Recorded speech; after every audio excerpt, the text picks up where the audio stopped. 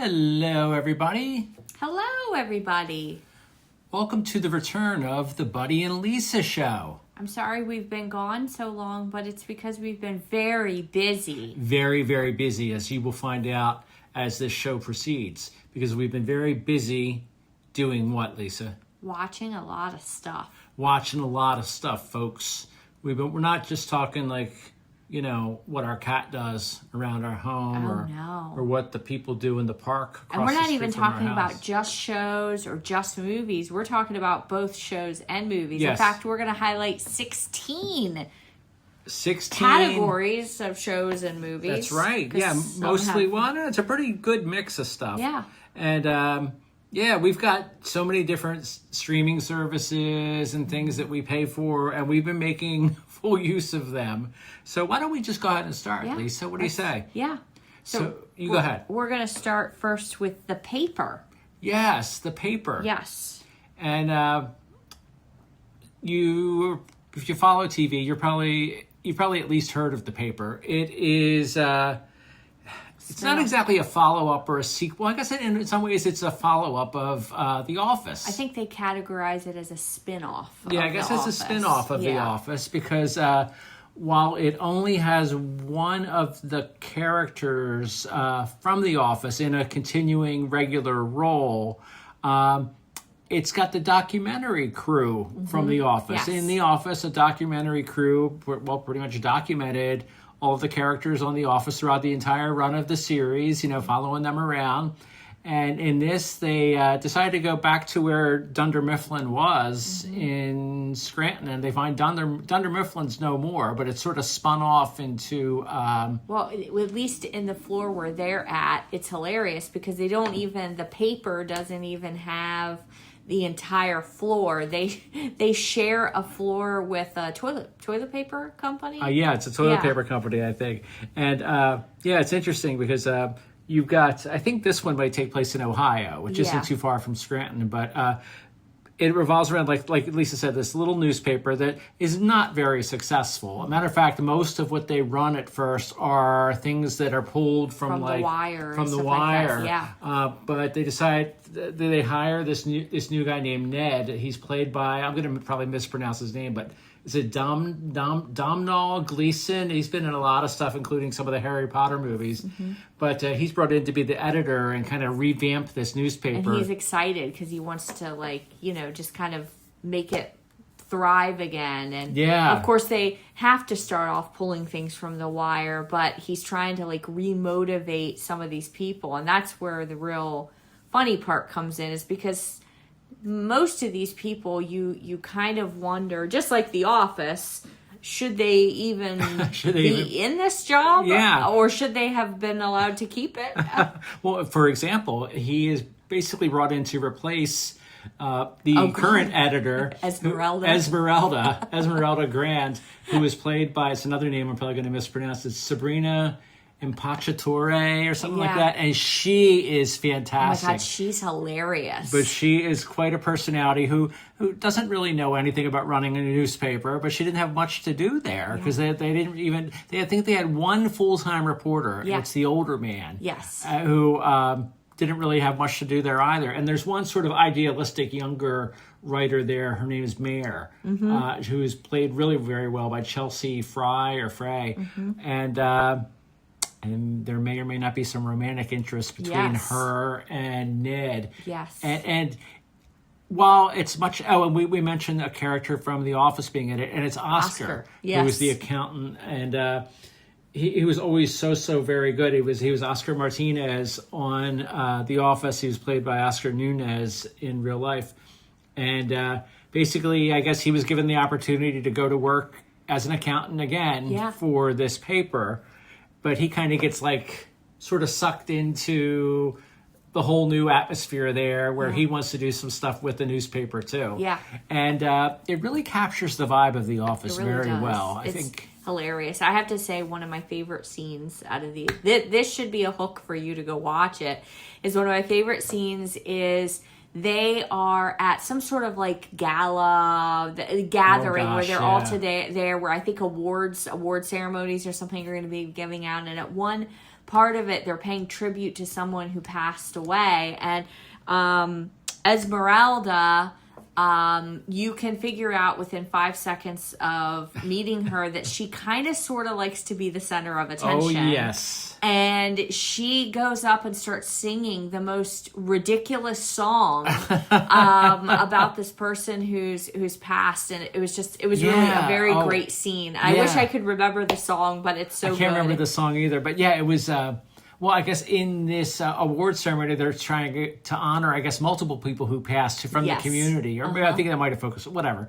But yeah, she's singing like this, like you said, very inappropriate song. Yeah. There's not supposed to be a guest vocalist during this part of the evening, where she just really wants the spotlight on her. She starts just making it up on the spot, and it's very funny. And I think if you like The Office, you should check this out. I know... We saw it on Peacock. I don't know if it started yet, but I think regular NBC is going to rerun these particular episodes. I can't remember how many to hook you. Yeah. And then it's already been renewed for next season. Yeah, so it's really, really funny. It's really I like to call that kind of show fast food TV. It's kind of like, I don't know, people who pick up the... Harlequin romance things that are always in paperbacks and whatever. It's kind of like you're getting something that's just going to be, it's not putting it down at all. It's just if you're not looking for something that's going to be too mentally taxing and you just kind of want to feel good and have a guaranteed laugh at some point for the day, that's the kind of show. And they're short. They're nice, which is harder to find nowadays. It is harder to find. Everything's 45 minutes, an hour and a half. So it's nice to just have a nice 23-minute show that you can pop on while you're eating dinner. Like you said, it's a reliable show. Yes. You can kind of much tune in and know that you're going to, if you like even a little bit of it, you're going to be entertained. And there is definitely character growth and growth in the relationships, just like with The Office, but it's slow. You just kind of, it's mainly around these one-of kind of situations that all of them are in, and they're quite funny. Yeah, it's quite and funny. Some of the some of the stories that they have to investigate are just because they're really ludicrous. They're really not your typical seasoned journalist. So some of the things that they're excited to go break, stories are excited to go break, that makes them kind of get on the map, are kind of funny. But they're really funny. It's a really good show. I really enjoyed it. So did I. And we sometimes we would sit down and like when it started, we're like, well, we'll just watch one episode. And then next thing you know, we watched 3 of them. Yeah, I think we binged it. I think we watched it in like maybe 3 sittings. Yeah. However, we said there's either 8 or 10 episodes, something like that. Feel good TV. That's another way that you could. That's a perfect way to describe it. And another show that's it's a different kind of feel good. Yeah, it's it's funny because my coworker has started to or attempted to try to watch this show, but she said it was too dark, and it does have some dark elements. It's definitely got some dark elements. And that's Professor T, which is on PBS. PBS, and it has Ben Miller. Who we were a big fan of from the first Death in Paradise. He was on. I can't remember if it was 2 or 3 seasons. I think it was just 2. I think it was just 2. It was very short-lived. He was, and it was so sad because I just loved Richard was his Richard Poole. Yeah, was his character in Death in Paradise, and he's just such a good actor. I didn't know him before that. That was kind of the show that introduced me to him, and then we watched. A Christmas story, a Christmas movie that he was in. Yes, which was very good. Yeah, and subsequently we saw him in multiple episodes as a guest star on Doc Martin. Yes, which he had done before any of these other things. But he plays this character. He is Professor Jasper Tempest, who is. He's quite unique. He's a crimeologist. Yeah, he's a crimeologist. A PhD professor at a local, university. I think it's in London. Yes, you get the, it's kind of like a Cambridge, very Oxford-y, kind of uppity, Oxford-y, established place, and he's quite quirky. He always wears gloves. Yes. He's got any number of phobias. Yes. And I love his, Sarah Woodward plays his secretary, Ingrid Snares. Oh, yeah. God, she's just she's a funny character, too. She's quirky, and too. And another Harry Potter reference, his mother, Adelaide Tempest, is played by Frances Delator, who was in Harry Potter movies. She actually played, it's funny, she's actually quite a small woman, but in Harry Potter, she played, it was when they were kind of doing their version of Olympia, and I'm going to lose my Harry Potter medal because I can't remember what exactly the name of that movie, which one it was, and what the name of the championship was that they were going for. But she was with one of the other countries that was competing, and she came in, and she was so tall. They made her so tall and large and all this, but in reality, she's a very small, small woman. And her and Jasper, they do have sort of a strained relationship. Mm-hmm. Yes. Without going too far into details, they have a very complicated history, yes, which kind of gets unraveled as the episodes and the seasons progress. Mm-hmm. I think, what do they have so far, Lisa? 3 seasons? 3 seasons. Yeah, 3 seasons, mm-hmm. and you learn a little bit more as each season progresses. Now, having said that, the episodes can still be watched individually. Mm-hmm. I'd suggest starting at the beginning, because it kind of starts a new phase in his life. While he's a professor, like you said, of a criminologist or something like that, he gets drawn into working with his local, something like a criminology. Something. Yeah.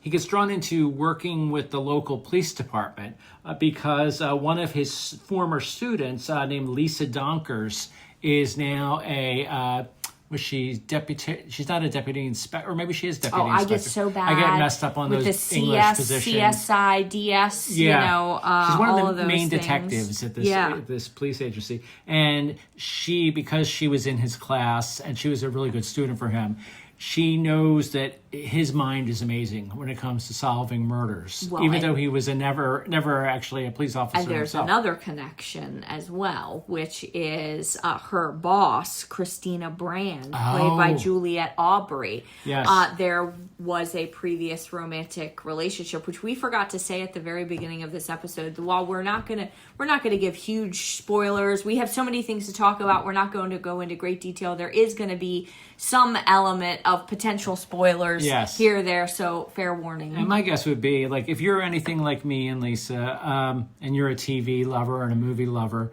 you probably don't even go into a podcast like this unless you're already familiar with the things, or at least some of the things. Yeah. So we're going to, we're not going to be walking on eggshells the whole time, but we're not going to give away major plot points either. But maybe a little bit, especially if something's a little older. Yes. Like when we're talking about some of these movies from the 80s and 90s, we're going to be referring to, it's just the gloves are off, as they say.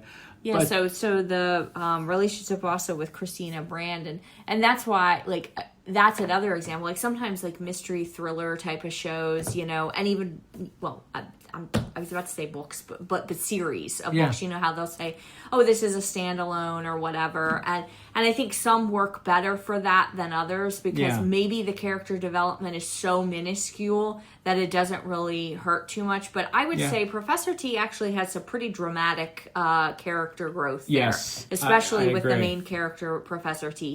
He transforms from the episode 1 to the last episode of what they currently have in season 3.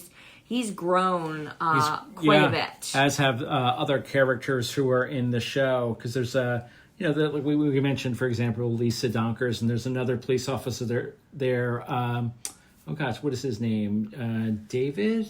No, not David.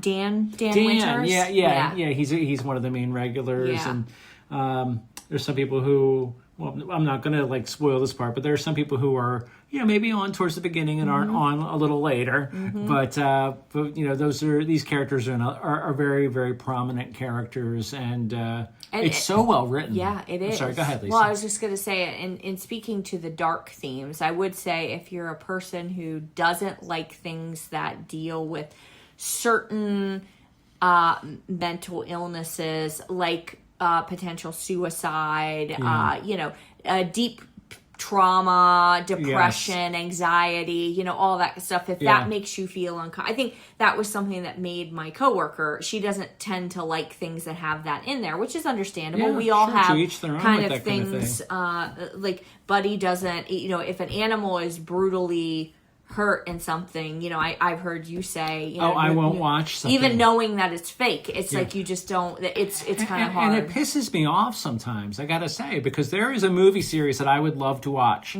but I know an animal gets killed in the first movie of it. Right. I'll just say what it is. It's John Wick, the John Wick series, and I haven't watched them because of that. But you know, I've got other things to keep me busy. So that's the only thing to keep in mind with it. It is a little darker, but with that said, and again, everyone's preference for things is different. I didn't find it overly disturbing, and I will say that it's a little bit darker towards the first season. The second season was a little less darker, and the third season was the I think, well, in some ways, the least dark of it. I mean, there were other traumatic instances that happened, but from Professor T's storyline, you know, there is definitely, you know, instances of trauma, maybe long-term trauma from people's childhood on, and then, you know, other things that just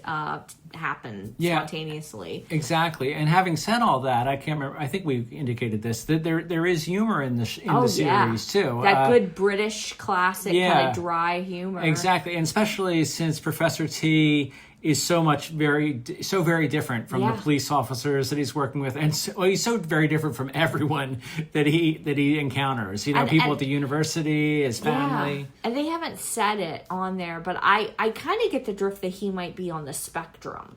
You know, be just from some of the things that make him different, but also make him unbelievably brilliant and fantastic at what he does. Exactly. How they depict that in there has made me, it's one of those things they haven't come out and really said it, but it makes me think that he might be someone who is on the spectrum. And he has, one of the cases that he's asked to assist on, there is someone who is on the spectrum, I think, and they have a connection. Yeah, you see that there are some similar... She's a witness. Yeah, they have a really great connection. Yeah. There's some similarities to how they respond to some things going on around them. Yeah. So it's really worth checking out.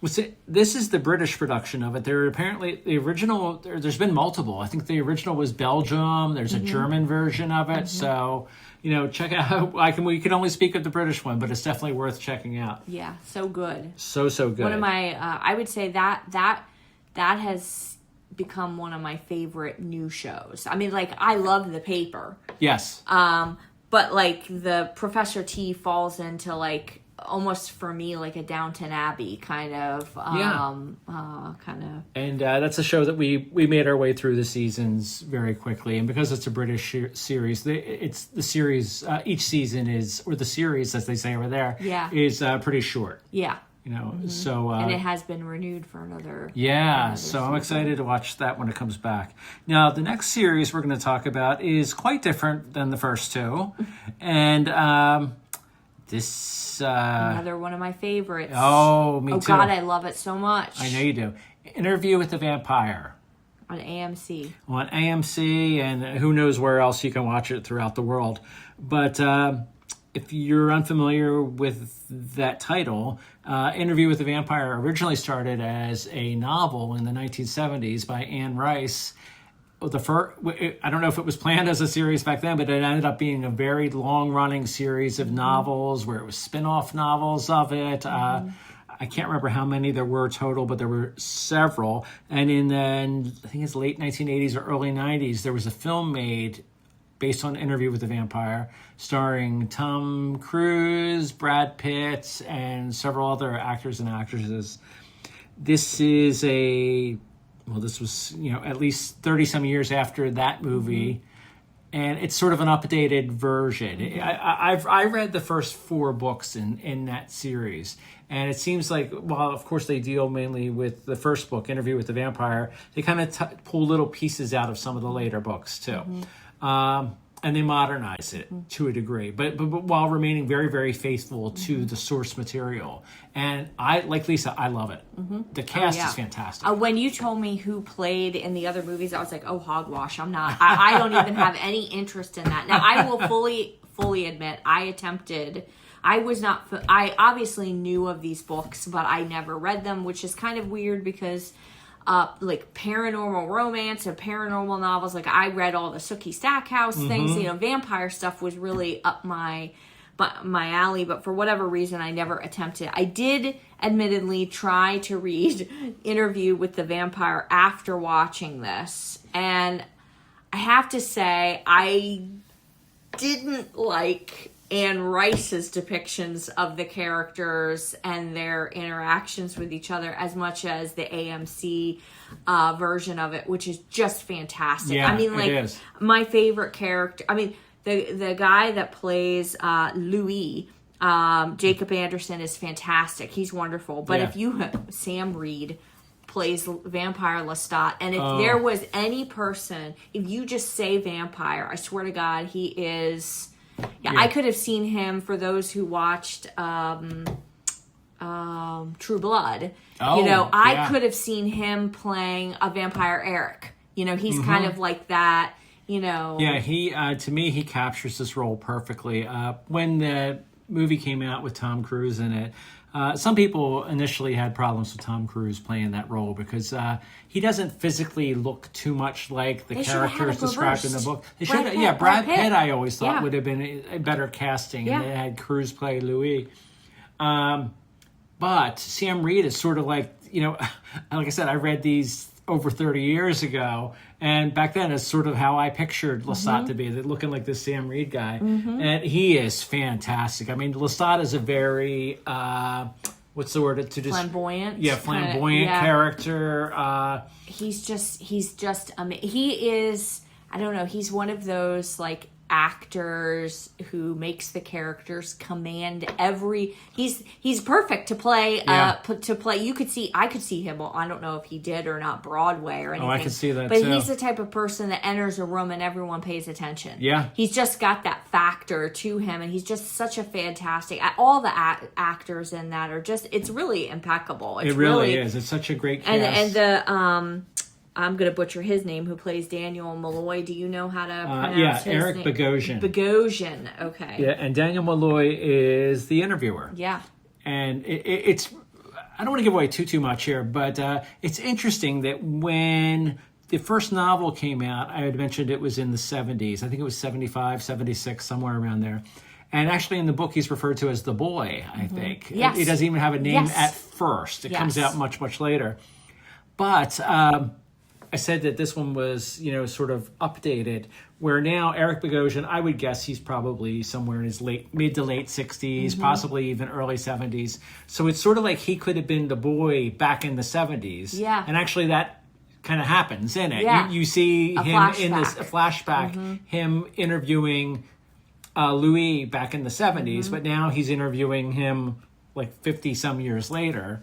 And I'll just say the relationship tension that I found, the difference. I mean, when I just loved the character so much. I was like, I have to go read this book now. And I have to say, I was kind of instantly upset because I was like, wow, the relationship between Louis and Lestat was not the way that it is. It's a little different. It's better in the show To me, especially since that was how I was introduced to them, and their chemistry on set is just amazing. And of course, the same is to be said with his name. I'm gonna butcher all of these people's names. Armand. The actor is Assad Zaman, and I apologize if he's listening and I butchered that. I can't even pronounce my own name on most days, but. He was, I mean, just every scene, even the small characters in there, it's just so very really good. Like really fantastic. It's very atmospheric. The filmography of it is beautiful, and it's just, I just think it's just an impeccable show. Oh, I do too. I think it's really AMC Plus was kind of like they reminded me. like almost like a poorer version of Apple TV. Yeah, or HBO. They had some things going for them. They had some things, but they didn't really have much to put them on the main map. thing for them seemed to be The Walking Dead. Yeah, because they've had like 57 Walking Dead series. And what do you do after that? I mean, I hate to say it, but that's kind of like the situation Star's in right now. It's Star's. Yeah, they try to get you with Outlander, and it's like, well, if you didn't like that, what else am I going to go there for? But I think this really put them on the map. Exactly. And we didn't watch. There's 2 spin-off series of this, which is the Mayfair Witches. Yeah, which we have not watched because the general. And I know you shouldn't always listen to what people say, but you do kind of have to listen to what people say when the overarching. It seems like every single person almost who's watched it has said, "Wow." I watched Interview with the Vampire and came over to here and was like, is this the same network that's even showing it? It's horrible.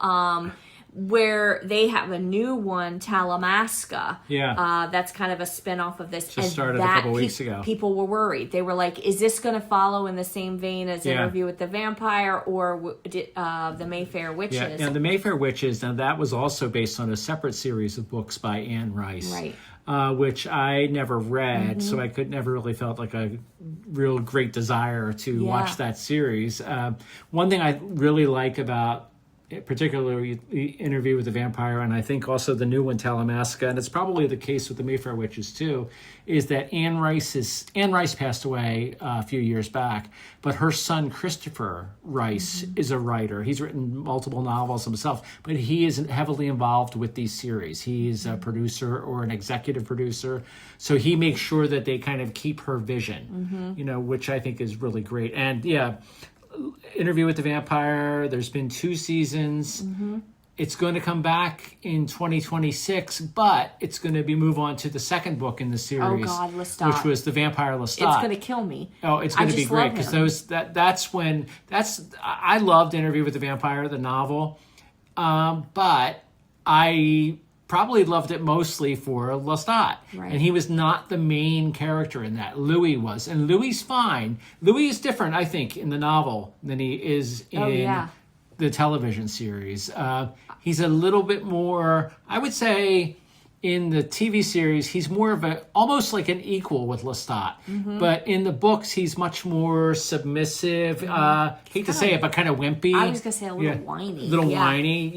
Much different in the television series. Yeah. If you've read the books, or even if you haven't read the books and you like just really good stories, particularly ones that are dark and deal with the paranormal, you should check out Interview with the Vampire. Yeah, and then pop over to Talamasca once you binge watch that, because Talamasca's been fantastic so far. Yes, but don't watch Talamasca until you've seen Interview with the Vampire. Got to do that first. And then this one's very much like the vampire story, don't you think? This my goodness. The Three Wise Men series of comedy drama movies on Hallmark Plus. Yes. It is... Hallmark is, what did I say before? Fast food kind of TV. Yeah. Good, fluffy stuff to just make you feel good. Predictable, reliable. That's what she said. It's reliable. But, I have to say, like, some things you go into, you can... we've sat and binged, when we had cable, in particular live TV, we would put the Hallmark Channel on, and when they started airing, Christmas movies, and we'd sit there for hours watching one Christmas movie after another. And none of them were particularly profound or anything all that, weird. But they were just good, and they made you feel good and smile. Yeah. And it always had to do about love and people loving and growing and being who they want to be and embracing, of course, Christmas. But... when we signed up for the Halloween Plus, Hallmark Plus, we kind of started to dive into all, as you do, you don't just go with what's on. No. And I have to say, we, and this isn't even on the list, and I don't even know why I put it on there. We can circle back in a couple minutes, but Chicken Sisters. Oh, yeah. I don't know why I didn't put that that on there. We'll circle back to that in a second. But we've actually watched some really good movies and good series. I mean, I'm not going to say that they're like, they're not going to be like groundbreaking compare with like Oppenheimer. Or yeah, anything, yeah. But I mean, like they're really solid. I mean, so this series of movies is called Three. The first one is Three Wise Men and a Baby, and then the second one is Three Wiser Men and a Boy. And I think just next week they're going to be Three Wisest Men. Three maybe? Wisest Something Men. like that.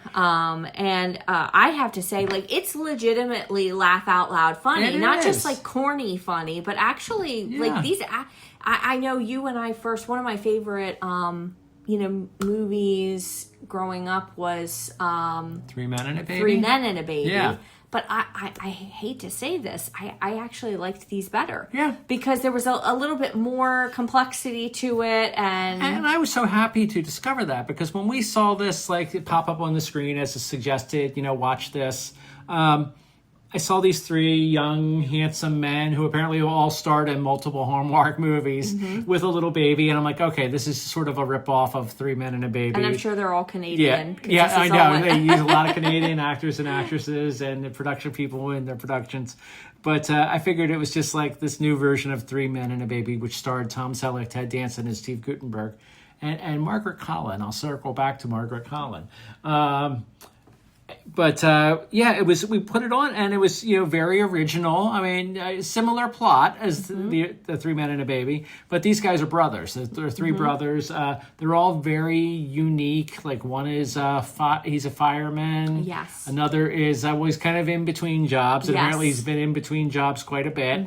And the other is a dog whisperer, right? Or a pet whisperer. A therapist. Oh, a therapist. Yeah. Yes, he's like animal therapist. Yeah, and they couldn't be three different people. I mean, they are three very different people, and they all basically live pretty much with their mom. With their mom. One likes to separate himself because he has a place in the backyard. Yeah. And we thought he had his own house until they panned it, and it was like, oh, it's literally in her backyard. Yeah. And one of the guys is building a house, so the fireman's is building a house. And then I think the other guy's in the basement, the one who struggles with jobs and such. But I had mentioned Margaret Collin, who's been in many, many things over like the past several decades. I think I first saw her in the 80s. Like I said, she played Tom Selleck's girlfriend in Three Men and a Baby. She plays the mother of these brothers in this. So, probably just a coincidence, but I thought it was kind of a neat coincidence. Yeah, that is a neat coincidence. And I really enjoyed it. I really enjoyed it too. And there's other cast members in it are really good.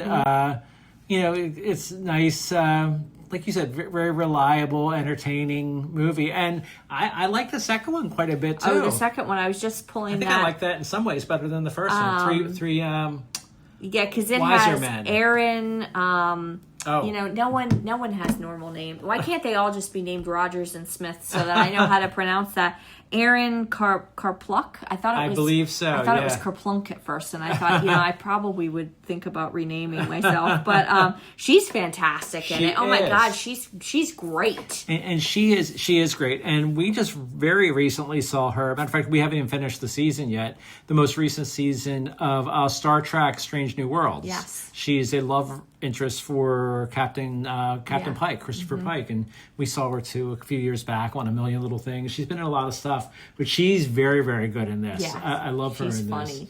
this. And just all in all, it was really just so enjoyable. Absolutely enjoyable. So I'm really looking forward to the new one. So circling back to the one that I forgot to put on our mega list. Is the chicken sisters. The chicken sisters. Which I will tell you, it was very difficult not to have chicken every time we sat down and did that. We did do that a couple times. I think we were like, well, we have to have chicken with this. Of course, if you're a vegetarian, then you can have chicken with quotation marks around it. I love it. Basically, is its series. The Three Wise Men were a series of movies.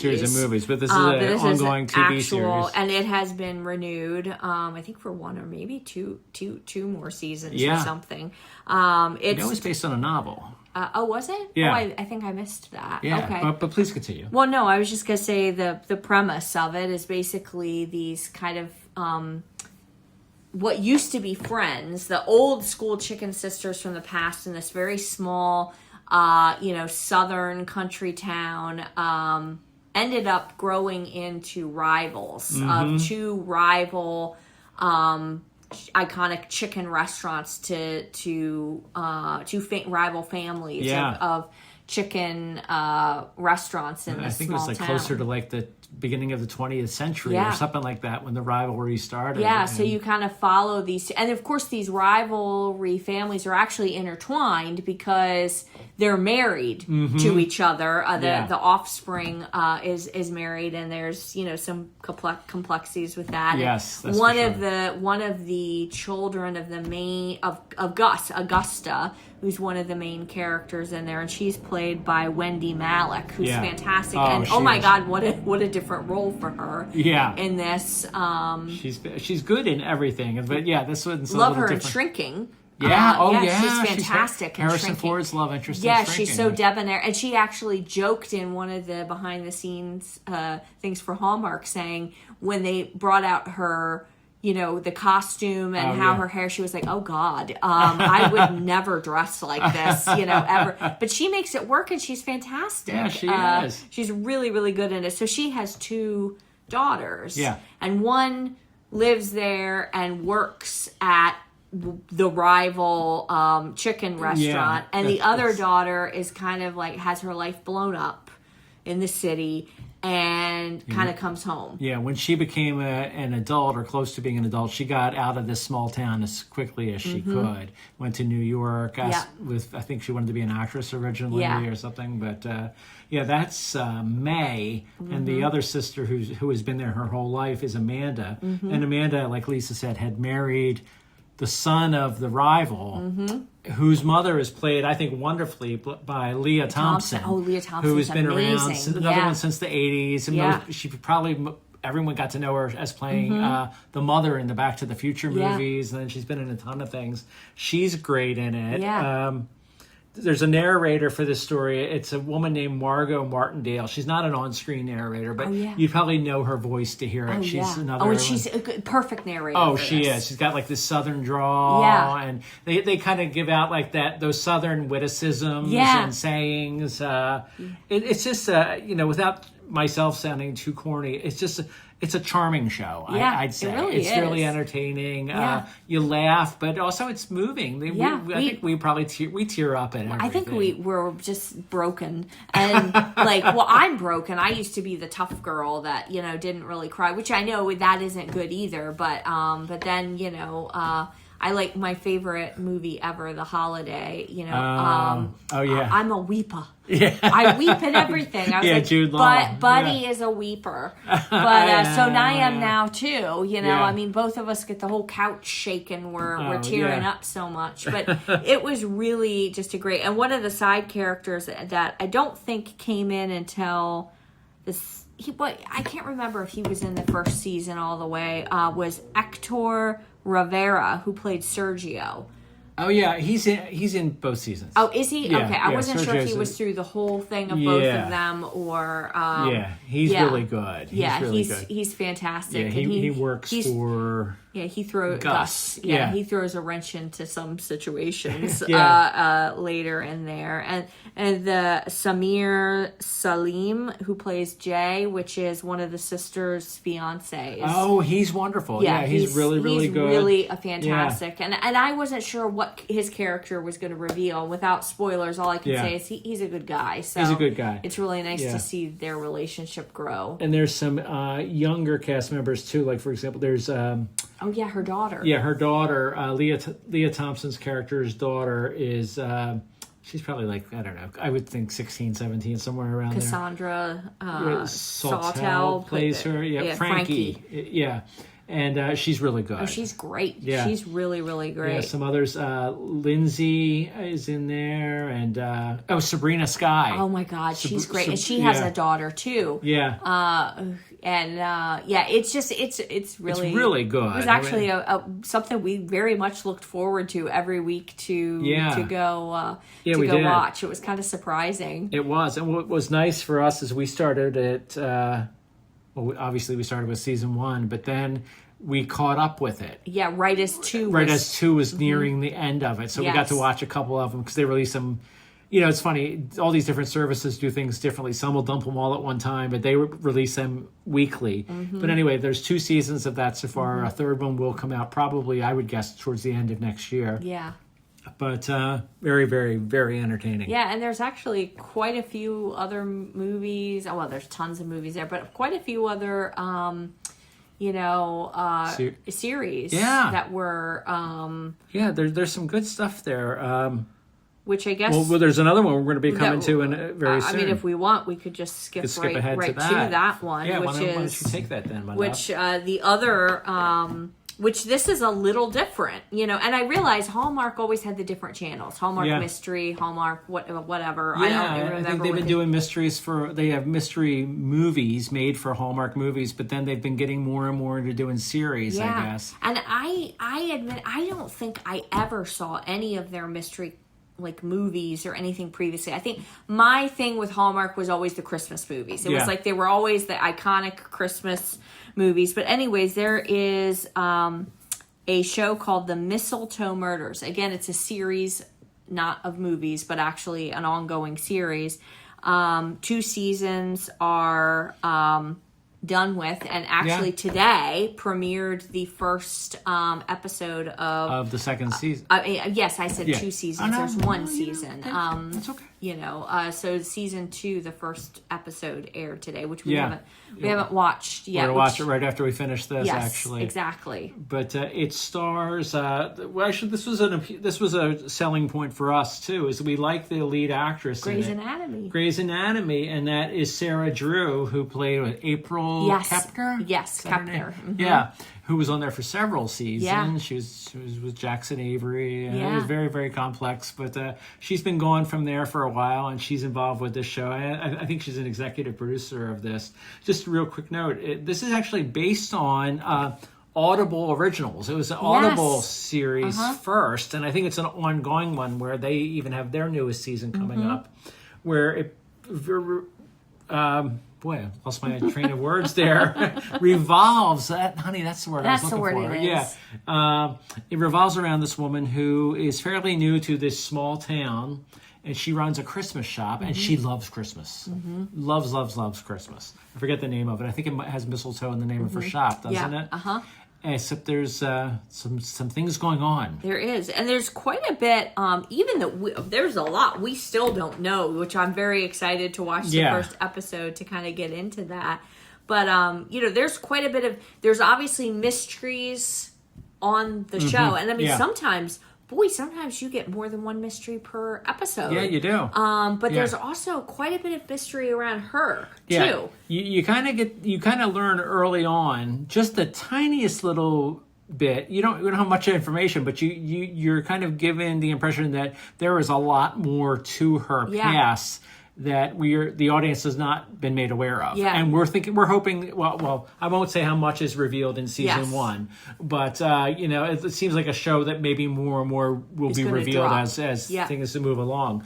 But because of that, her, let's just say, inquisitive nature, she gets involved solving a murder. There, one of multiple murders. I think there's a murder every episode, or kind something. of to the chagrin of the local police department. The local police department, yes. Who it's the other primary character in this. I forget his name right Peter now. Mooney for Sam. For Sam, he's the guy, and he also has a teenage daughter who works at her shop. Yes. So there's a connection there. Yes. So they have, I won't say if it's a friendship at first or a rivalry, but it's really good. It's really good. It's really good. I was hopeful, but, I was blown away by how much we loved it. Yeah, and they have so many, I know, when heart calls home, when home calls to heart. Home calls the heart, or something like that. The heart or the home is calling someone. There's and some calling then going there's on. something, the Heartland? Heartland, I think. That's another one. I think both of those have been on for over 10 seasons each. Yeah, I think Heartland has 18 seasons or something like that. There's another one we want to watch with Andy McDowell, but it looks like it might be some time travel thing. Yeah, that one kind of shocked me. I was like, whoa, these are things I just didn't... But I had to say, after having such success with all of these, and again, never hating Hallmark, hence the reason why we got the Hallmark Plus.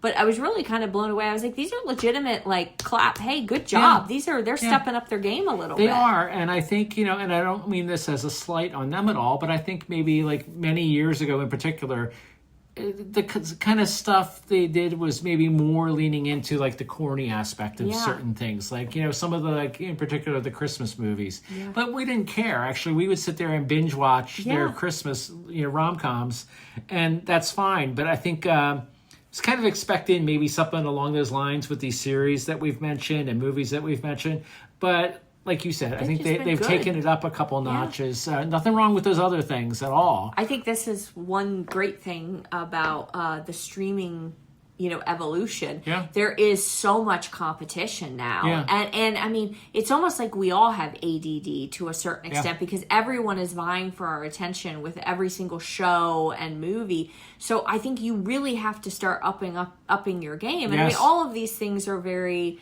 expensive. I mean, much competition. We cut our actual live TV because we had some live components in our apps, which allowed us to have a little bit more of a budget towards the subscriptions, but it gets expensive. It does. And so many of them now, I mean, like you said, they kind of try to outdo each other because they all have original movies, original series. I mean, there's so many original things on Netflix and Paramount and Peacock now. Like we said, that's where we're watching The Paper. But, I love the Mistletoe Murders. Yeah, it was so good. So good. So good. So we're going to switch back to, you want to go back to that series of movies? Yes. I'll let you kick it off. Okay. Well, The Quiet Places. You can only whisper. And you got to be careful. The Quiet Place, I can't remember what year the first one came out, but it was 2018. Thank you, 2018, starring John Krasinski, who also directed, and in some of them, I think he's co-written and produced. His wife Emily Blunt plays his wife in this. It's pretty much an almost end of the world kind of thing. There's been an alien invasion, but they're not like cool aliens who, seem like Mr. Spock or anybody from Star Wars. These are like killers. Like they're monsters. They're like monsters. And what's interesting blind about monsters. them, they're blind, but they have super, super, super hearing. So that's why it's called A Quiet Place. And what I was so blown away with these movies. I mean, just really, first of all, another one, the cinematography was fantastic of it. But then also the acting was absolutely brilliant because you would go for very, very long periods of time with them not talking. Yeah. In fact, there would be actually some of the characters have learned sign language to communicate. So we're reading closed captioning of what the sign language is, but the emotion and the chemistry between the characters and the fear and the hope and the love and everything was there. It was such an amazing, so very original. Yeah. And where this family, well, no one, you can say no one is like enjoying themselves or having a good time, but where they sort of benefit from their own lives is the fact that their daughter, this married couple who we mentioned, played by John and Emily, they have three children. But anyway, their daughter is deaf. So they all know and use regularly American Sign Language. And because you have to be quiet around these aliens, they're kind of in a better position than so many other people who have to talk, because at least they can communicate using the sign language. And it's very brilliantly done. Oh boy, it's real edge of your seat. Oh God, yeah, it is. And I mean, you get to the point. I've never in my life ever thought that a movie would make me almost have PTSD for sound. Yeah, because we kind of binged these movies. We did, and I felt like I needed to be quiet, which would really make my husband happier. But I admit nothing. But I thought it was so innovative too. Like, it was so gnawing when they went to waterfalls for the first time, because they had learned that the powerful sound of water coming off of the rocks made it so that you couldn't hear their voices. So they were actually able to yell and scream and sing and talk to each other normal, as long as they were right there within the water, because the water helped to drown it out. Yeah, exactly. And I'm sitting there going, oh, God, you're really kind of being very noisy right now. But so clever. And we watched the first one. I think it was just the next night. Thankfully, these were all on one of the services that we have. Yeah, it was A Quiet Place, Part 1, Part 2, and then Day 1. Yeah. And the third one, Day 1. But it was... and it circles back to, literally Day 1. The very beginning. Yeah, there is I won't say what it is, but there is a tie-in. Yes. A nice tie-in between Day 1 and, the first two movies. Yeah, because I remember seeing that, wondering, well, should I watch Day 1 first? And then, but then I saw everyone was like, of course you can watch it whatever order you want to, but really, if you want to stick, there is a reason why it's in that order. And I know the next movie that's coming out next year, I think, because I think it's already in production. I think it's in production or pre-production. Is actually, I think, supposed to be kind of the resolution, the actual of resolution, and it's going to be circling back to the main family of the first two. The first two. So that should movies. be really interesting. But fantastic cast, fantastic story. Hats off to everyone involved. Yeah, it was really kind of breathtaking. Yeah. And also kind of breathtaking. Back along the horror, line, we kind of picked some of those because it was beginning of October. We wanted to watch things maybe a little creepy. Was the 28 Days series. Yes. I had never seen any of these. I think you had seen at least the first one, right? I had seen the first one and the second one. Okay. And I wasn't sure I had seen the second one until we started watching it. And then I was like, yes, I have seen this. But I had seen the first one multiple times, so I knew that one the most. The second one I had only seen, I think, once. So. Yeah, and I didn't really know anything about them. Actually, I think I was confused when they first came out because I remember Sandra Bullock did an entirely different kind of movie called 28 Days. Yeah. I think it had to do with addiction or something. But then I thought 28 Days Later was a sequel to that, and I just kind of ignored all of it until now. And I'm glad we watched these. Yeah. Particularly the first two movies. Oh God, yeah. The third one, was interesting. It really didn't have too much of a point to it. It was all over the place. A lot of things were not explained, and then, what really got me was the ending, which I guess is supposed to set you up for the next movie, which I will reluctantly watch to see what they're doing with it, but they're probably starting to lose me a little bit. I read that it's a planned trilogy. So so we watched the first of this new trilogy. That's 28 years later? 28 years later. Yeah. And the cast in these movies are good. Now, in the first one, you had Cillian Murphy. Yeah. Who I'm saying it right? Yeah, Was I it think Cillian? so, yeah. Who's gone on to so many wonderful things, including Oppenheimer. And he was in Peaky Blinders, which I've never seen, but I hear I should see. A lot of things that he's in, though, they're not great situations. No. So I really hope for him that things start looking up and maybe he gets like a tap dance romance role or something.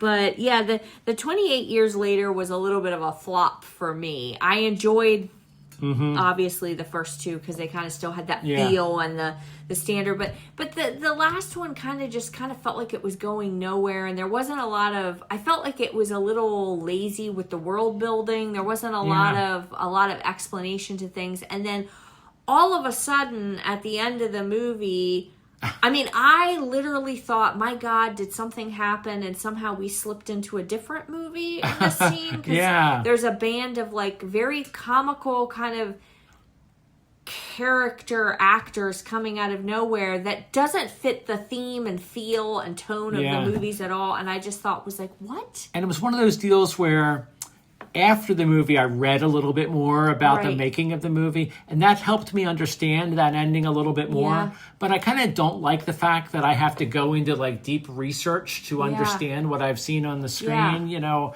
what was interesting too is that we both read that a lot of people did not like the second movie because they thought it just paled in comparison to the first one. But because I think the original writer and director wasn't involved, Danny Boyle, who's done a bunch of stuff, was the director of the first one. He wasn't involved with the second one. He came back for the third one, though. Right. So I liked the second. The second one had, what's his name? The guy, Jeremy Renner, was in the second one. He was very good, and some other people we knew. I liked the second one quite a bit. The second one was good. The third one really kind of let me down, and it has kind of my guard up for the next one, because if the next one starts to feel like the ending of the last of the ones we watched, but the first of this new rendition, I'm probably not really going to be able to sustain my energy to go along with it. But and we'll certainly wait for that to come on one of the streaming services. We're not going to go to the theater to see that. But having said that, I'm glad we watched all three of them, especially the first two. Now, as you can see, we've watched a lot of movies. Yeah. And that's partially my fault. It is very rare that I'm not a very spontaneous. I'm a pretty predictable, not ultra routine person. I knew you were going to say that. Yeah. I'm gonna very funny. Yeah. But I'm pretty much like I like movies, but I have to be in the right mindset for them. It's kind of like it makes no sense, honestly, because I will literally sit there and binge watch 25 hours of a show, but I can't sit down and watch an hour and a half movie. For whatever reason, I feel like I just have to be in a different space. But then once you're in that space. So when I am in the mood for a movie and I tell you I'm going to watch, you got to go with it. It's kind of like if I'm like, hey, let's drive somewhere crazy. I am not that person most of the time. So you have to kind of take me up on it when it is. So anyways, the next one was another movie that has a sequel with it that also was interesting. So we've been doing a little bit of a Sidney Poitier binging. He is just absolutely amazing. We watched To Sir with Love. Yeah, we loved that. The first and the sequel was just absolutely amazing. Two movies that instantly became two of my favorite all time. Not just favorite movies I watched this year, but I mean, they really spoke to me, and they were very moving, and it was just it stood the test of time too. And the first one came out, I want to say in 66 or 67. The next one came out, I believe, 30 some years later, or close to 30 years. I'd never seen them. I'd always heard of them. Always knew the very popular song "To Sir with Love" by Lulu, which was the best-selling single of that year. I just read that actually yesterday. Wow. We loved these movies. And the second one, it was a made-for-TV movie. And when I had heard that, I was thinking, is the quality going to be as good? But it was wonderful. It was amazing. It was wonderful. So anyways, we started instantly saving all of these other Sidney Poitier movies. And one of them was In the Heat of the Night, which I know he's also in a series of that. I can't attest to anything. Yeah. All I can say is if the series is at all like the freaking sequel of this, I will not be tuning in. Yeah, the series... the original In the Heat of the Night movie was amazing. Yes. It was a great movie. It was fantastic. It Thoroughly was enjoyed it. And, yes. Rod something... Steiger. Thank you, Rod Steiger. Some other actors and actresses that you might recognize. Warren Oates, who did a lot of things, was in there.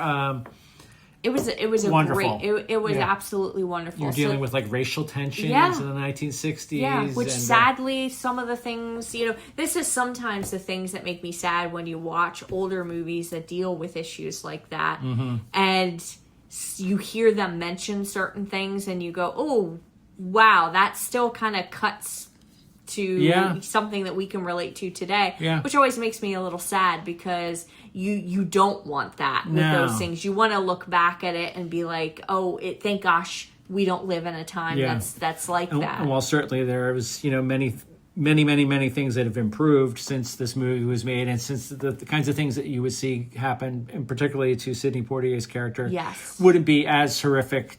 Yes. Well, things are much better now, but we have a long way to go. Yeah. It's sad that some of the prejudices that we saw in this 60-year-old movie, or almost 60-year-old movie, still exist. But the first movie was wonderful. It was wonderful. So naturally, our thought was, oh my God, there's another movie. There's a sequel to this. Well, why don't we just go right into that?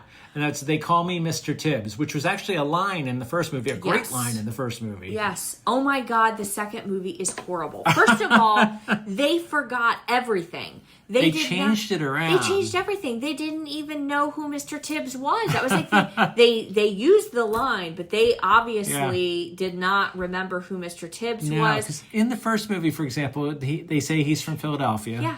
And he's a police officer, police detective from Philadelphia. He's down in the South for the first one. Very much single person. Yeah, he says that he's never been married or anything. Actually bonds with the sheriff of this podunk town that he's, you know, in over that, because they're both kind of single and kind of like the committed, you know, lawman, you know, type of thing. But then, flash forward, actually, we're on the West Coast. Yeah, I think it's San Francisco. And it was made, I want to say, no more than like 3 years after the first one. But suddenly he has teenagers. He has a wife and 2 children. Yeah, one is practically a teen. I think the other one's younger. He's not a terribly nice... I mean, he was like this very nice, very smart, albeit firm, you know, police officer. I instantly was like, I don't really like him in this. And he did some questionable things, like why him and his wife were potentially beginning to make out in front of their sleeping 6-year-old daughter. I still haven't figured out that scene. And this one dealt much more with like a murder investigation. Someone's murdered right at the beginning, but then one of the suspects is a good friend of Mr. Tibbs. He's Virgil Tibbs. He's played by Martin Landau. Martin Landau was famous for the original Mission Impossible TV series, many other movies and TV series throughout the years. He's fine in it.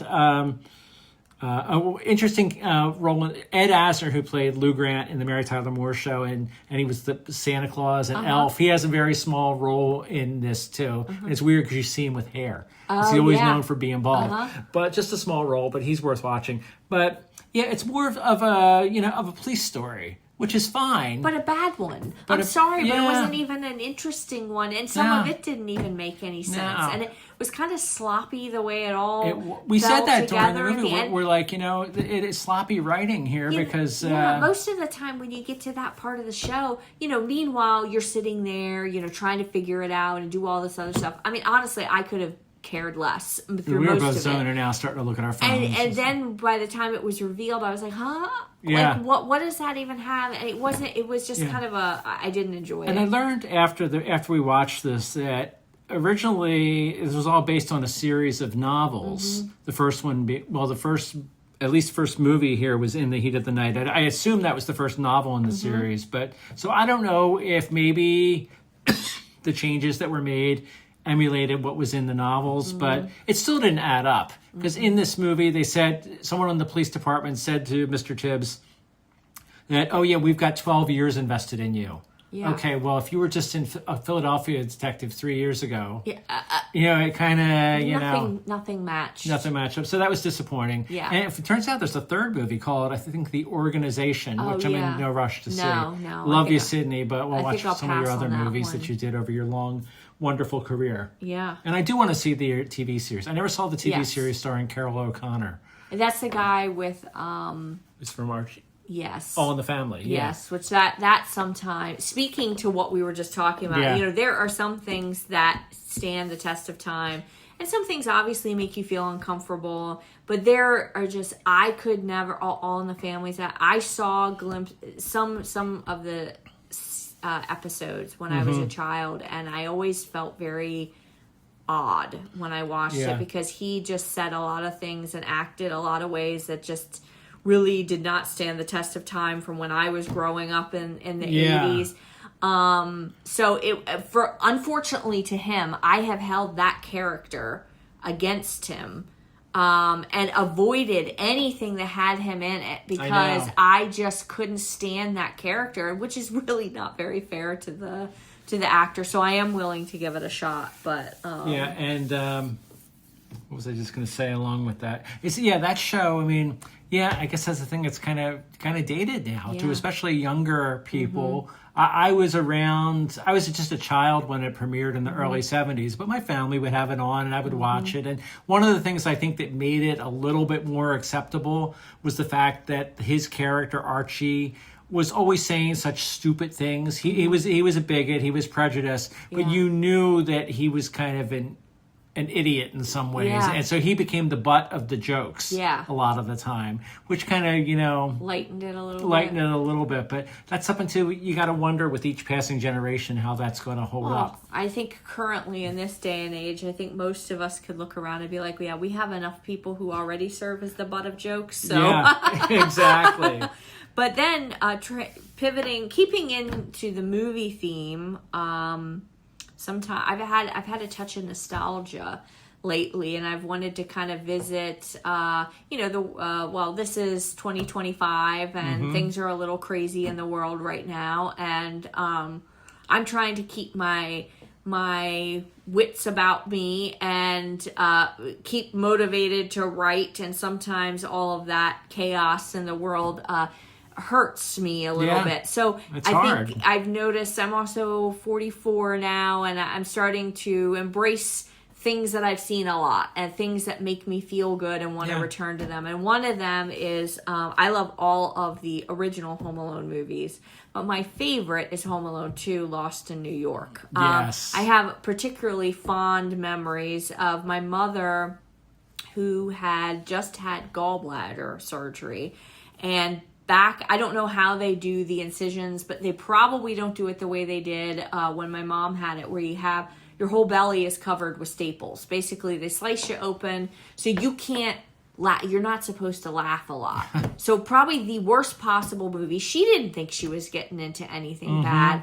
But when they get to the scene where Daniel Stern is about ready to fall into this massive opening in this Macaulay Culkin's uncle's townhouse in New York is being renovated, he's about ready to fall into this hole, and he looks at it and he goes, "Oh, what a hole." But it's just like the way he says things. And my mom lost it. And to this day, she cackles and cries. So it's nice. It's a nice, fun memory of, that's a wonderful memory to have. In some ways, it's horrible because she was in unbelievable pain while she was laughing because she was worried about busting the staples of her incision. But it's such a good movie. I mean, the first one is fantastic. But there's just such I think the New York element, there's a lot more characters who interact with Macaulay Culkin. Another one of my favorites is Brenda Fricker plays the pigeon lady,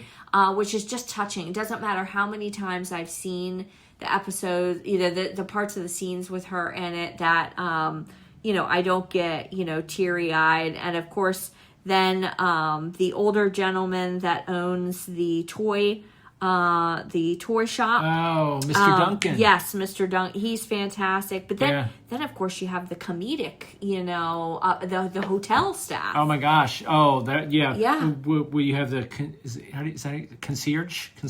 Concierge. Oh my god, I so messed that up. Concierge, played by Tim Curry. Yes, Tim Curry, who is wonderful. He's great in it. And the bellhop, Cedric. Yeah, played by Rob Schneider. And the I don't know what her name is, but Dana Ivey is an actress who played the kind of mean desk clerk. Oh yeah, she was hilarious. She was the first one I think that Macaulay Culkin Kevin encountered when he checked in. But the multiple scenes where he also uses old TV, like mobster kind of TV things. Is it Angels with Dirty Faces? Angels, and obviously it passes through with the first movie, because the first movie he learned about the very first one, and this is like 2. Yeah, this is like the sequel. This is like the sequel of it, so it like ties into that thing because he used it in the first one. But do you remember the big line from that? I don't remember. I do it when it's happening at the time. Yeah, but exactly. If you of course ask me on the spot like this, I'm like, hello. Which you all know what we're talking about. It's something that he says after he pulls out his gun on somebody.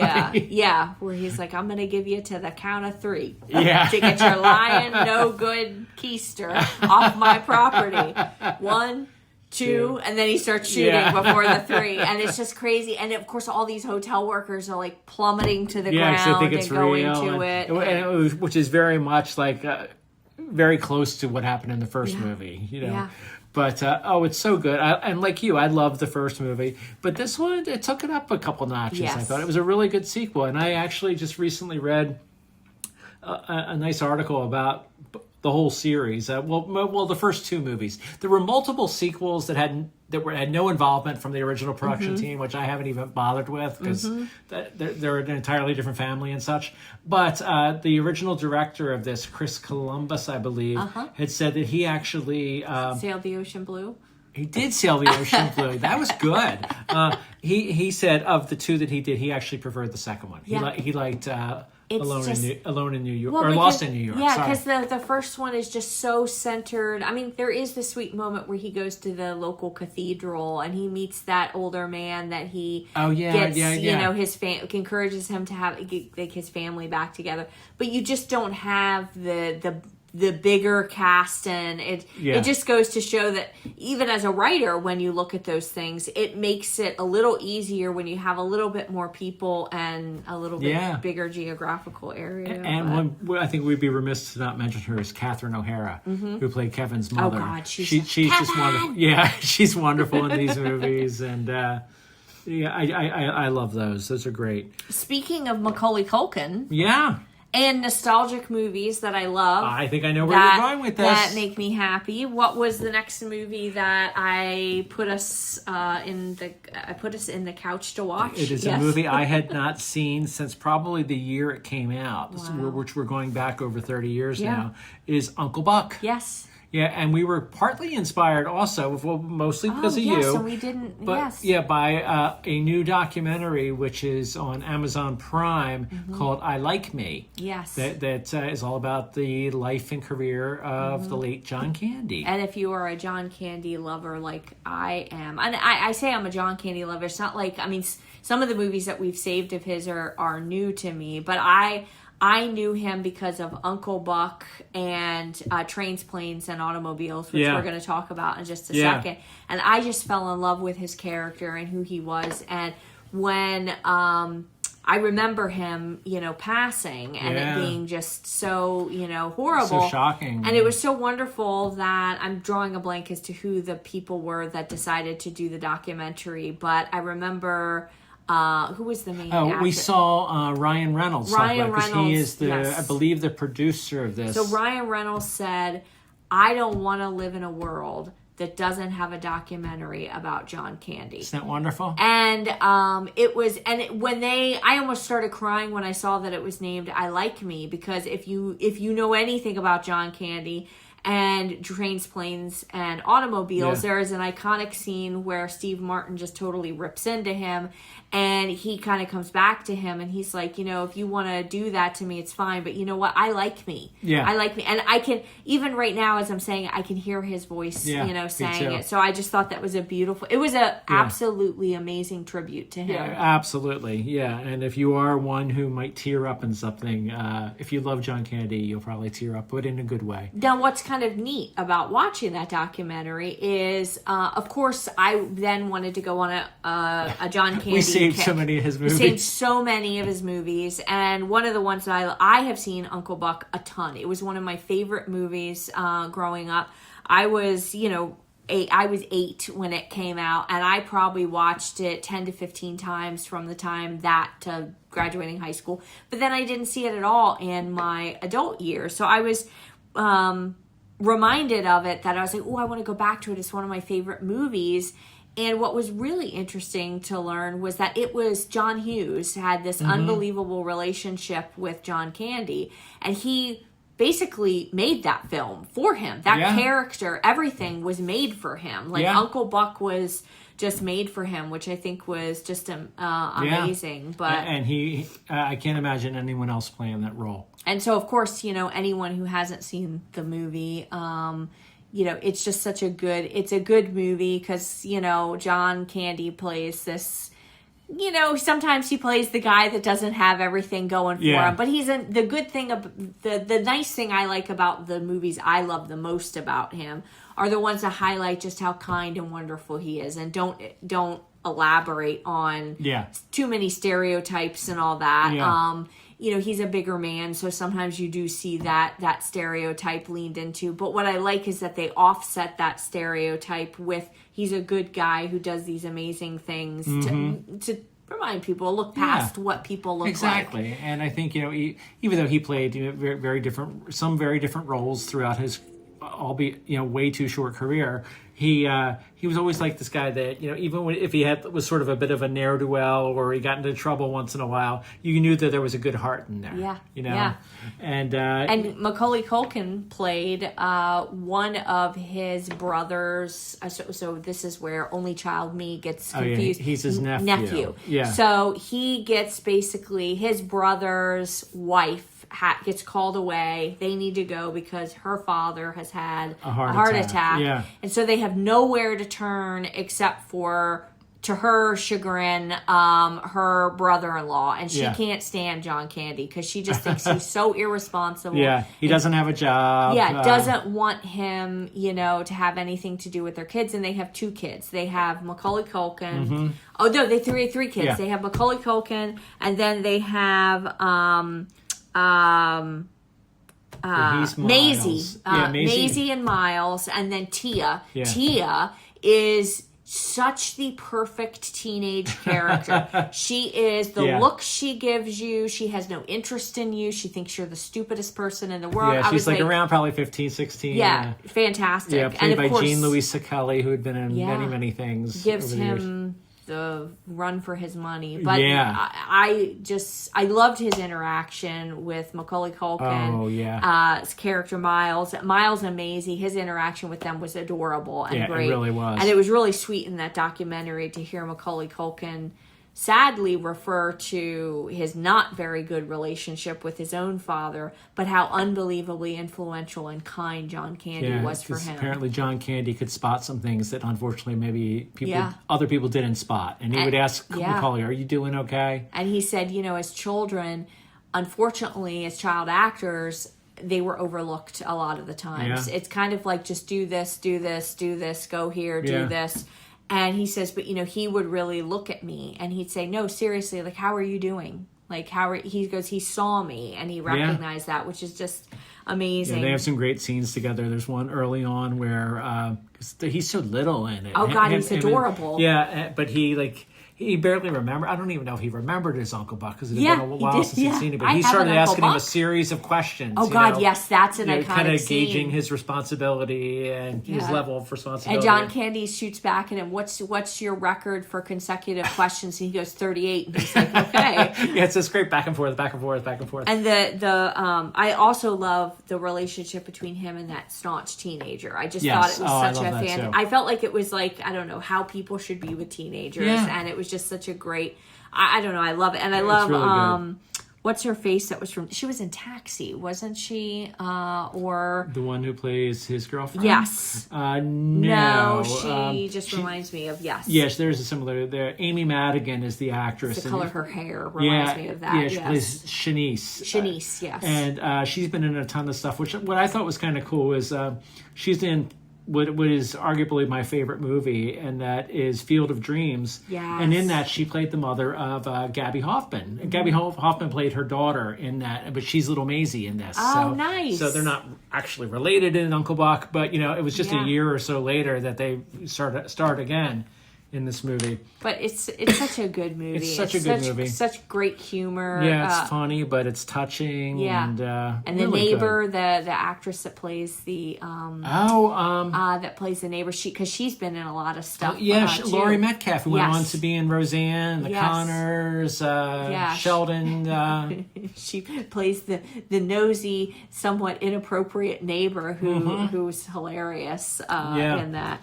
So that was a great one, and then that led us into I wanted to offer up a movie that I like that John Candy was in that you had never seen, and that was Splash, which starred Tom Hanks, Daryl Hannah, and John Candy was more or less a supporting role, pretty prominent supporting role. Oh, Eugene Levy, and it's about Tom Hanks. He's a character that he basically falls in love with a mermaid. A fish. And I have loved this movie since it came out. Yes. I remember seeing it in the movie theaters at Christiana Mall in Newark, Delaware, multiple times, multiple dates, but that's a different story that I'm not going to talk about in front of my wife. They were horrible dates, and you won. I'm here. Congratulations. But I love the movie. Haven't seen it in years. You were okay with it, but didn't really knock you out. It didn't. I think I wanted something a little bit more from one. I think I was so in John Candy. It's actually a movie I wouldn't be opposed to watching again. I think knowing what it's about and where I'm going into might make me have a different situation, a different reaction to it. I think I didn't particularly like the character that John Candy played in that movie.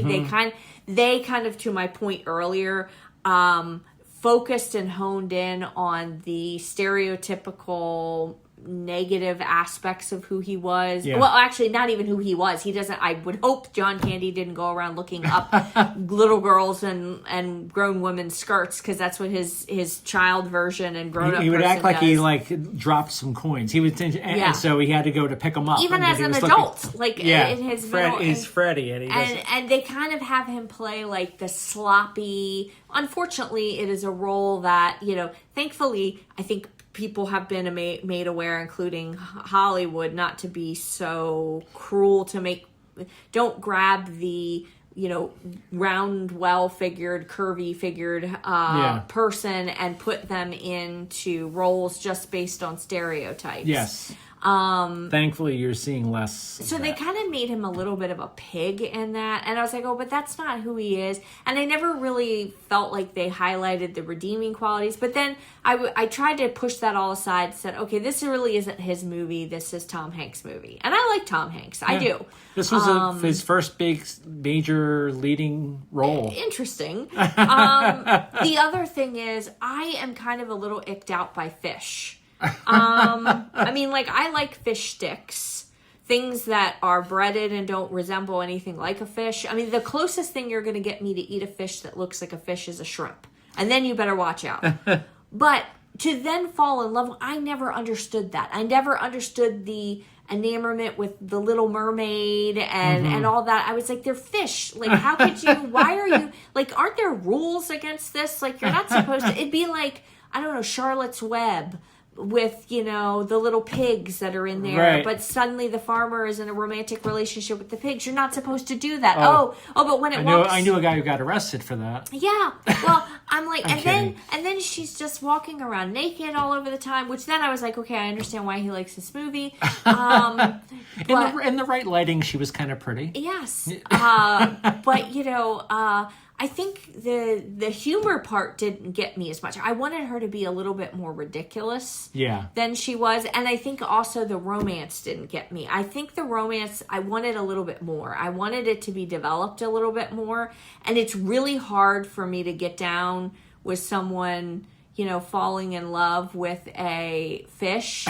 When literally the line before him professing his love and asking maybe to marry him, she says her name, which is and I'm like, okay, that was good. I mean, she's a fish. So I liked it, but I wanted a little bit more from it. And then I was utterly confused with the ending. The ending, they swim off. And I was like, wait a second. And admittedly, I think I fell asleep for about 5 seconds. Yeah, you did. Before they jumped into the water. But then all of a sudden he's swimming in the water and he's cool and he's just swimming through caves. And I'm like, and he's got his shoes on. I'm like, wait, what's happening here? So is he just a merman now? Or pretty much, and I'm like, but that's a big commitment. Like, okay, let's get married. Oh, actually, let's not even just get married. I've decided I'm going to become a fish too. I love Buddy, but and moving to Delaware was a big commitment. But I don't know if I was ready to just change my species unless it was a panda. That would be really entertaining. Yeah. We made a joke afterwards that it'd be funny if they remade this, but it was Ben Stiller playing the merman. Oh, God. That he played. Please. In Zoolander. Please. I need that movie. I need that movie where Ben Stiller is a merman. Yeah. I really do. That would be pretty entertaining. Yeah. You could have him Splash-ing, the sequel, or whatever he would brilliantly call it. And we've got a few more to talk about here. Yes. I was going to skip over the next one on the list and just finish up with John Candy if you want. We don't have to. No, we can. Planes, Trains, Automobiles. Yeah. So that was, that is seriously one of my most favorite movies of all time. It's really so good. Just so good. God, Steve Martin, I love him too. God, I love Steve Martin. He's just fantastic. It kind of made me want to go in a different route and start binging the Father of the Bride series, which is so good. Yeah, so many characters in that. But I just love planes, trains, and automobiles. And what's interesting is, we talked about how Uncle Buck was written for John Candy. In this one, there was some other actors. I just learned this last night in consideration for the role of Dell. Right? Is that who he played? Like, for example, John Travolta. Oh, no. Was one of them. No. And at this time period, it was made, I don't have it in front of me. 1987. 1987. It was a period when Travolta's career was in a bit of a slump. Oh, and I think that was one of the deciding factors that he was not going to be cast in it. Because they wanted somebody maybe a little more bankable. That was pre-Pulp Fiction and such. Also, I just can't see him playing. I cannot, for the life of me, see John Travolta trying to sell me on a curtain ring salesman position. Tim Allen was in consideration for the role. No. I'm happy it turned out the way it did. Yeah. Oh I can't imagine anyone else but Steve Martin and John Candy. Oh my God. And there's so many iconic scenes in that movie, but one of my very favorite is them waking up in the first hotel where they don't have separate beds. And they're snuggled together, and it's kind of like, why are you holding my hand? And then it's like, well, where's your other hand? And, between two soft pillows. Those aren't pillows! And then they stand up and they're talking football, and they're trying to, it's just so good. So good. They played off of each other so well. And that car burning and driving down, and John Candy being stuck, having his coat stuck on the little hooks on the side of the thing and dancing to it. It's just so good. It's just so good. I love the cameo at the beginning by Kevin Bacon. Oh my God, yes. Where he's racing in New York City against Steve Martin to grab this cab. Yeah. And I think he was actually, the reason that happened is he was doing a film around the same time for the same director. Mm-hmm. So there was that connection there. So, but that was just a quick thing, but it was funny. And just one good scene after another as these poor guys are struggling to get from New York City to get back to Chicago. Steve in particular wants to be there because he wants to be with his family for Thanksgiving. He's got a wife and I believe two children. Mm-hmm. Yeah.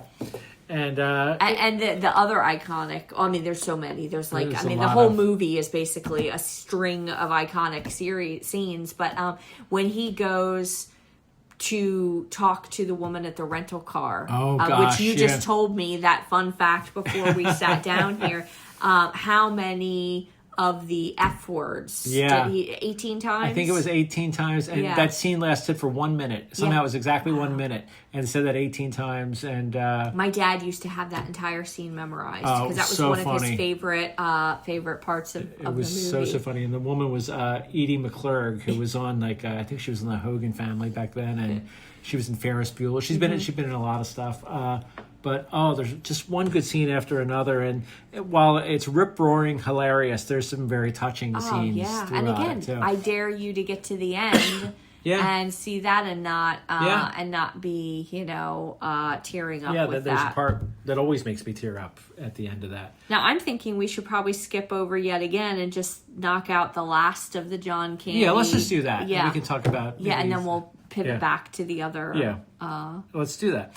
The last John Candy one we're going to talk about is a movie I had not seen since probably a year or so after it came out. Mm-hmm. Remember seeing it in the theaters when it was brand new, and that is Cool Runnings. Cool Runnings, another one of my favorites. I've seen that probably 10 times in my life. It's so good. I absolutely love it. Feel the rhythm. Feel the rhyme. Get on up. It's bobsledding time. Cool Runnings.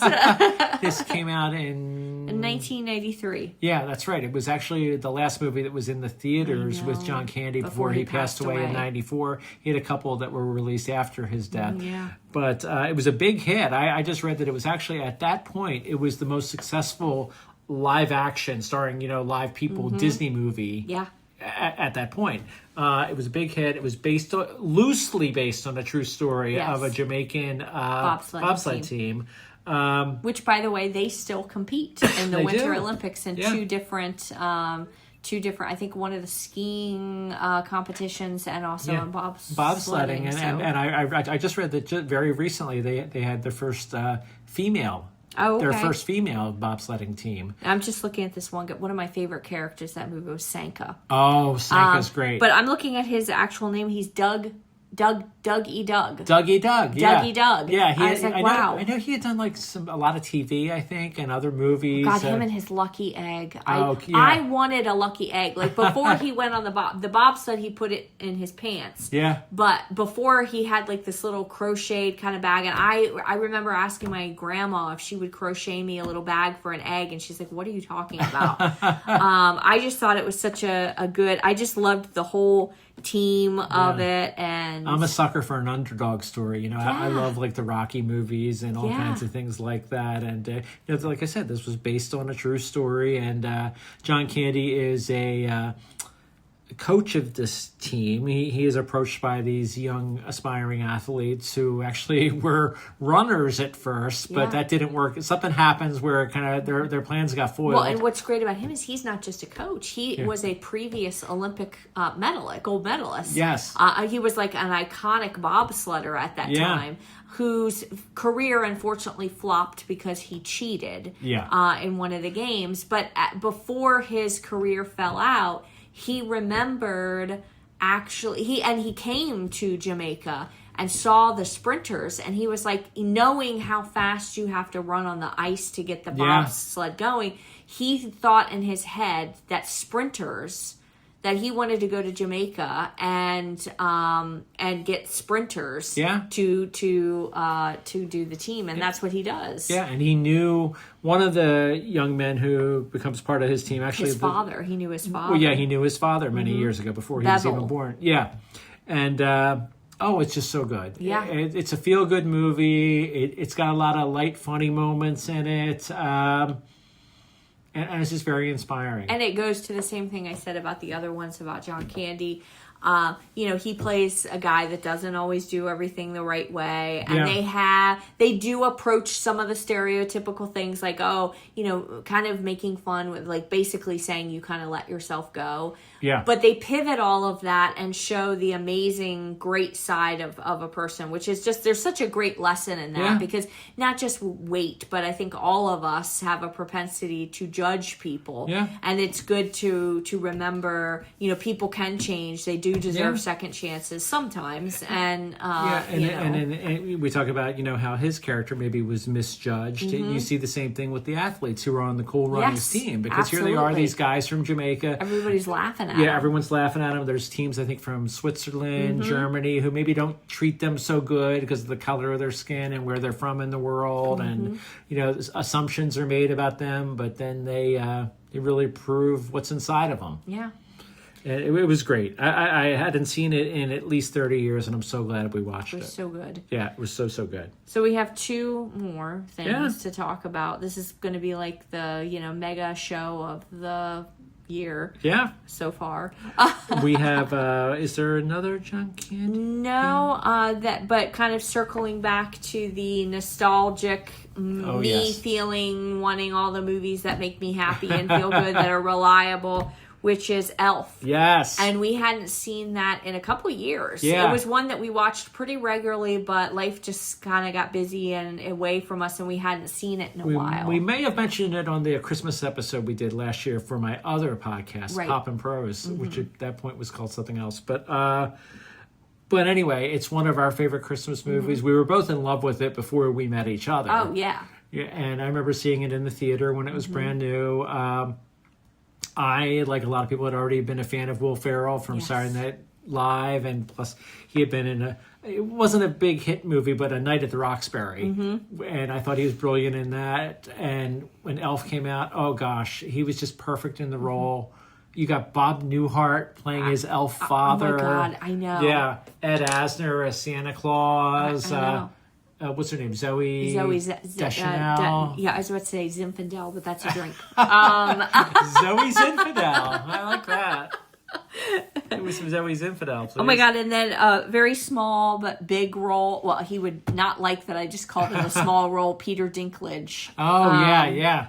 as Miles Finch. Yes. Yeah, and you get some other familiar faces in there, like Andy Richter is one of the writers.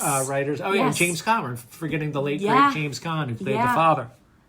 And, it's just a classic. I just love Elf. It's just so good. I'd put that in my top 3 favorite Christmas movies. Yes. Oh, yeah. I think that instantly, it was one of those things where people at any given moment will say, oh, there's no way that you could ever make a new classic. Classics were made back. And this was one of those things that defied the odds, that you would almost think, how could there possibly be a movie that has Will Ferrell in it that's going to become a classic, especially beloved Christmas thing. And I couldn't imagine anyone else playing that role. He plays the innocence and comedy of it just so well. And it was directed by Jon Favreau, who's done a bunch of things. Like he was involved with, he's done some Star Wars related things, the Avengers, I believe, some other superhero stuff. He's an actor too, but I had read that they had tried to go for like the same kind of vibe as the old Rudolph the Red-Nosed Reindeer TV special, which you can see in some of the scenes, particularly in the North Pole. Yes, the way that the scenery is. Bye, buddy, Mr. Narwhal. And with my name being Buddy, I've always loved that this character is Buddy. And do you have a shirt that says Buddy the Elf on it? I do. You sure do. I sure do. And I just love it. Along with like Love Actually and The Holiday, that's one that I could, I've seen well over a dozen times. And I introduced you to The Holiday, correct? I'm pretty sure I did. I'm pretty sure you did. Yeah. I think I wanted to see it, but I had never actually seen it. Yeah. In fact, I was dating someone who had like this attitude about it, didn't want to see it. So. Well, you had a lot of bad dates. I did. So, I really did. Thank goodness for that. Yeah, I didn't actually know anything of that movie. That's one of my favorite. That's probably like my iconic. And I'm sitting here going, it's far too long since I've seen Jude Law, and Mr. Napkinhead. But I remember I bought that movie in Target's clearance bins. Yeah. Remember they had the big bins where they'd have like, I don't know, I doubt they still do it anymore with streaming. But at the time there were all these big bins that would be like $3 or $5 you could get it. And I had never heard of it. But I was like, oh, I like all these people in it. So I got it, and oh my God. I mean, there have been years I've watched it 6-7 times. Remember you telling me that. Yeah. And I know we're kind of straying off of Elf, but we talked a lot about Elf already. But with The Holiday, I recently learned that there's going to be sort of like a reimagining of that for TV, where they're going to do it just like other couples who kind of go through the same arrangement where they swap residences and such. And if they can catch that vibe, that's good. Thankfully, they're not going to try to make them the same characters or anything like that. But which makes me think reimaginings I meant to mention this when we were talking about Cool Runnings. There's rumors that Disney is potentially, nothing has been leaked officially, but there's been all this buzz and rumor about another Cool Runnings movie that deals with a female Jamaican bobsled. Well, that would make sense since that from what I understand, it was just, I think it was the last Olympics or the Olympics before then. There was the female Jamaican bobsled team. So I don't know if that is true for sure, or if it's just a rumor that's gotten out, or if the rumor leaked because of some random conversation that really never went anywhere. That would be fun. And of course, some people were very like, "Oh, you shouldn't mess with how it was," and we're mad that they were going to try to remake it and use it with women. But I think it's a good idea. Sometimes if you do it, you can do it well. But anyways, I think it doesn't have to. I think it's important for those kinds of things to not try to be a total recreation of what came before, but to catch that same spirit, the same vibe, sort of like how we started the show with The Paper. It's not a total ripoff of The Office, but it gives you that same feeling. I could almost see like Elf, like a totally different like rendition of that later on, like his kid, that you see in there, like that could be really, that could be, or a side character on there that. But anyways, boy, we talked about a lot of good movies and TV shows, and one left. Is there? Yes. Consult your arrow. We talked about that one. No, it's moving that one up. Return to Paradise. Oh, sorry. He couldn't understand my drawing. I made this very nice long list, and I had it with one category, meaning shows that we started, and I meant to put Return to Paradise into things we've completed because it's ongoing. It's an ongoing series. It's a spin-off series of Death in Paradise that we were talking about on BritBox. But it's called Return to Paradise, and it takes place in Australia. And we did watch the entire season 1 and are anxiously awaiting for season 2 to come out because we absolutely love it. I have to say, Beyond Paradise was another spinoff, and one that I was actually really excited about. But I have to say, and I think I've seen the general consensus of this, it's not a good spin-off. Like when you have good I don't know what the word would be, but it's very different and it's a spin-off of it because you kept the same character, right? Humphrey, but the emphasis, the whole way of the show, the way the show is done, like not every episode actually has a murder that they're even doing. That one was much more drama based than that, and it didn't have as much humor. Which is kind of like the iconic Death in Paradise had fantastic mysteries, quirky characters, and a lot of good British humor. And I feel like Return to Paradise really fell in line with that. Very much so. You've got quirky characters. Oh my God, I love the lead character, the inspector. She is quirky. Mackenzie. Yes, Mackenzie Clark, who I've never seen this actress before, but what is it again? Anna Sampson. She's fantastic. Yes. She's really fantastic. And I showed you, I instantly think of Katharine Hepburn every time I look at her because I showed you some of the pictures of young. She has sort of like that classic. Yeah, she really does. And she is just funny. Yeah, really just a fantastic actress. Yeah, her character is quite interesting. She's there's a lot to her character, but she has her quirky moments too. Yeah, and her team is quirky. And like you said, it really captures. Now, this show is not directly affiliated with Death in Paradise. There's one little connection. Mm-hmm. There's a character who was one of the deputy inspectors.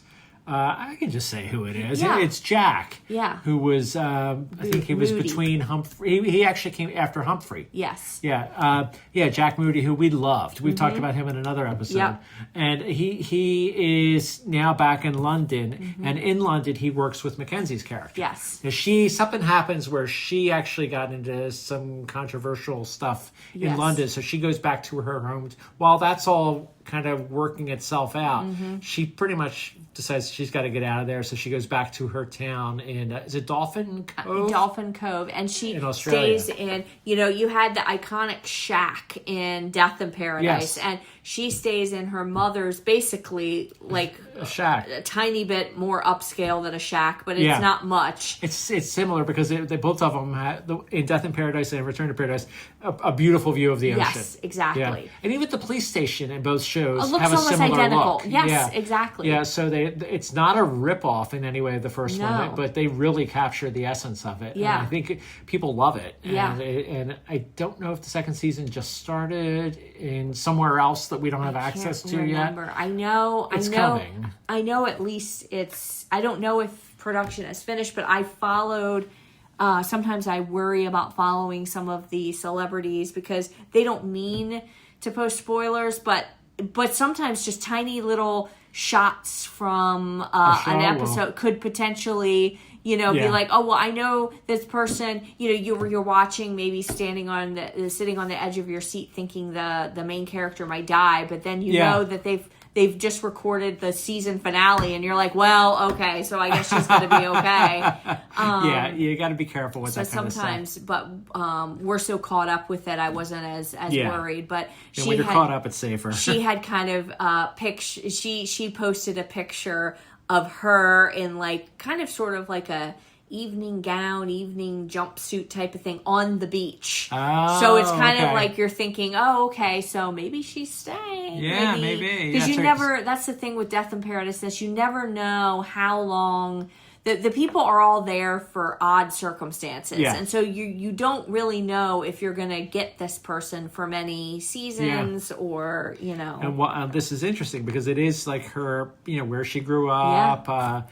She had a romantic relationship with someone who is actually, she had a romantic relationship with someone who was the son of the police chief that she was working for. So there was all these, connections there. And it's really very good. If you like Death in Paradise, even if you've never seen Death in Paradise, it's fantastic. Check this one out. We watched it on, is it Acorn or BritBox? That is BritBox. Okay. And I think there's other places you can, of course, I don't know where you are in the world. You could be in England or something and you could just... They probably have it on different channels. Yeah. Yeah. And one last side, since we're talking about British things, shows that we watched earlier in the year that I'm excited because I wonder when the next season of it will come out. And it's on Acorn. That's what made me think of it was The Art Detectives, which is an absolute, and Stephen Moyer is fantastic. Yeah. From that was great. True Blood, and just fantastic. Really Love great that. series. So I'm happy that was renewed and I'm looking forward to the next that was season of that. really very good. Yeah. I'm looking forward to that. And I'm looking forward to checking out more on Acorn and BritBox and so many other places. Did we want to mention these other things? I think we did start watching Irish Blood. Yeah, with Alicia Silverstone. Yeah, we liked that. We like that. We've only watched one episode of Doc, which is that's on Fox. But it's also the first season is now on Netflix because the second season is streaming. We on like Fox. that one a lot, so we'll go back to that. Yeah.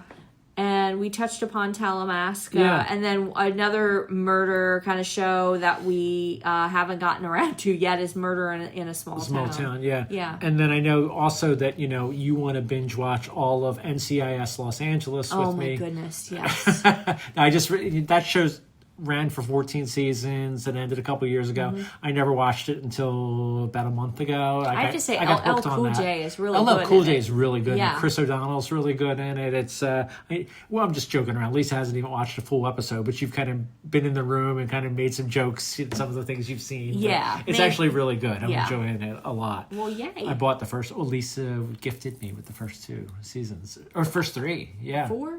3 so far. Oh, okay. Yeah, if you want to buy the 4th one after we're done recording this. Yeah. So, speaking about after we're done recording this, we're going to go experience that. Yes. We're going to go have some snacks or something and watch that I'm trying show. to tell myself not to make more brownies, but I can't make any promises. Well, you've got the equipment to do so. Yes. So, and if you like brownies, folks, you should go have some brownies or popcorn. Yes. Don't combine you can combine the two if you like to do that. Yeah.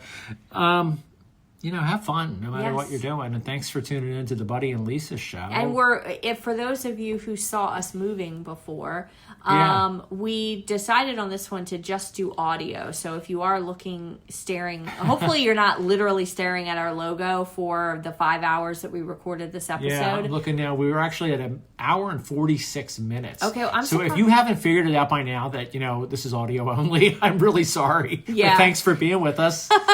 But we're probably going to stick with the audio only and just have it upload to YouTube like this. We're in our pajamas right now. I'm like hobo land over here. It also takes the camera is technically pointed towards Buddy. I'm sitting behind there, so we can kind of spread out and be a little bit more comfortable. It's kind of nice, yeah. And I can just really hobo it out, which I'm known to do after anytime I've been outside. It's true. I haven't been outside a lot this week. It's beautiful because she's had off this week. Yeah. And that's why we watched a lot of these things this week. And I haven't left our street in 7 days. Yeah.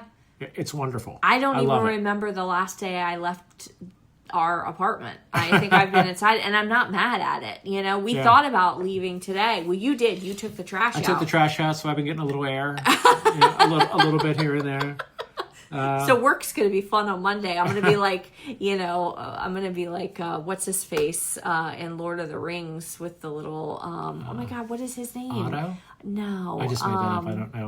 Frodo? No.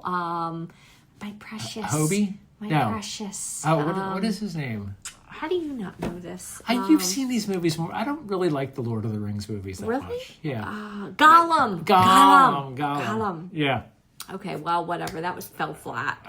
No. So on that note, you're precious. You're our preciouses, folks. Yes. Thanks so much for being with us, and see you around. Bye. Bye.